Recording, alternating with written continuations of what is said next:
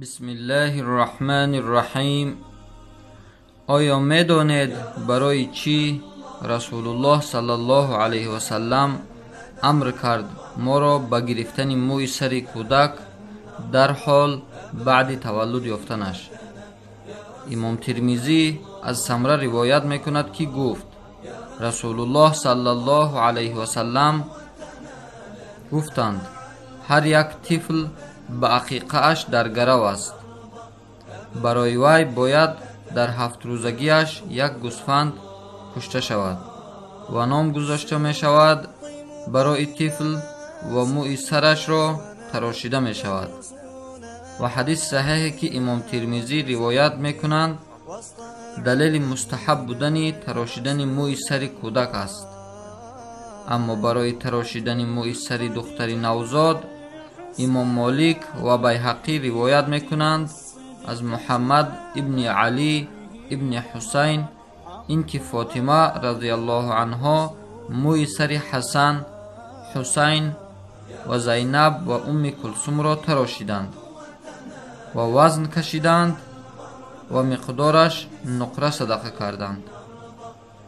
امام بیهقی روایت میکنند که رسول الله صلی الله علیه و سلم امر کردند فاطمه را با وزن کشیدن موی سر امام حسین و نقره صدقه کردند. در تراشیدن موی سر کودک فایده های زیادی هست برای سلامتی کودک. وقتی که طفل در شکم مادرش است بدنش را ماده های روغندار از خشک شدن نگاه می دارد و هنگام بیرون شدن طفل از شکم حمایت می کنند این ماده ها از حالت های ناگوار و این ماده ها جمع می کنند به خود میکروب ها را و ویروس ها را در پوست سر کودک و ریشه موی را ضعیف و سست می گرداند و حتی برای برآمدن موی سر کودک به شکل درست تأثیر منفی می رساند. به همین خاطر رسول الله صلی الله علیه و سلم ما را امر کردند به گرفتن موی سر کودک در 7 روزگیش یا که در 14 روزگی یا 21 روزگی گرفته شود. حدیث را خواندیم که هر یک طفل در گرو است به عقیقه خودش.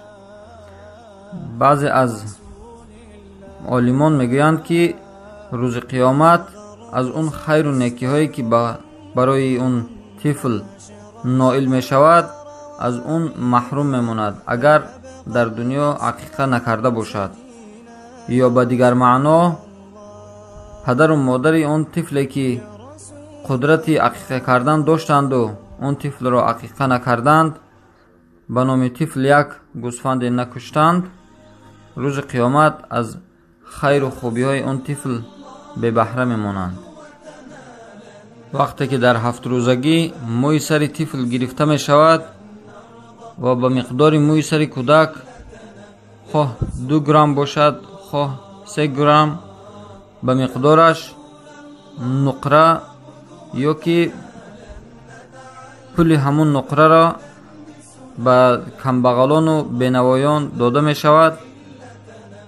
هم برای سلامتی طفل فایده کلان دارد و هم برای عمر کودک و برای آخرت فرزند خیر و خوبی های زیادی هست. هر چیزی که رسول الله صلی الله علیه و سلم ما را به آن امر کردند همش پر از حکمت است و برای سلامتی ما و برای سلامتی فرزندان ما برای دنیا و آخرت ما فایده زیادی دارد. و السلام علیکم و رحمت الله.